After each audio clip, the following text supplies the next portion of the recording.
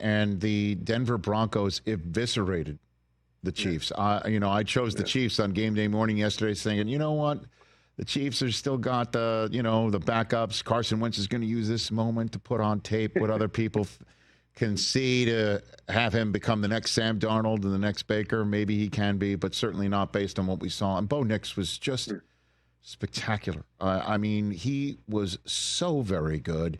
What do you see out of this kid that makes you think potentially he can win a playoff game or get the Broncos to where they need to go eventually, if not this year, Kurt? Bo Nix has played really well. I think sometimes, like yesterday, did so many good things. I think he set a Denver Bronco record for completion percentage. Now, I go back and watch the tape and, sometimes I roll my eyes a little bit because so many of his throws were within 5 yards of the line of scrimmage. And so I think sometimes we see the stats and they're not quite indicative of how players are playing. And so what I see with Bo Nix is that they're going to design a pass game that is about getting the ball out of his hands quickly. Sean Payton does a great job of creating a bunch of quick screens or easy RPO reads, get the ball out of his hands, get these completions.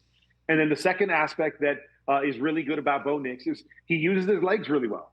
When he doesn't see something open, he doesn't force the ball, he creates. And whether that's buying time with his legs to make throws down the field, which he can do, or whether that's just tucking it and going, he made, 2 or 3, 20-plus yard runs yesterday on top of it. So that's the second element. So they're going to play more small ball than anything and play efficient and try to win the early downs. And that's what Buffalo is going to have to stop. And they're going to have to force him to throw it down the field. But, with all that being said about how they want to play, he can still throw it down the field. Like, I'm not saying, that he can't do that. He made 3 beautiful throws down the field yesterday. It's just not a huge part of their offense. It's more of the changeup, the complementary piece to all this, short, type of stuff that they like to do. But he can throw it down the field and he can make plays. And so I've been, so impressed with his efficiency of playing the position, of realizing as a rookie, I don't have to do everything.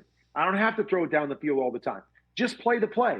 Just play what Coach Payton has given me and be a complementary piece to our defense. And we've got a chance every single time out. And so that to me is what I've really liked about Bo Nix and what they've done offensively is they're not asking this rookie quarterback to do everything. They're not putting it in his hands every single time out.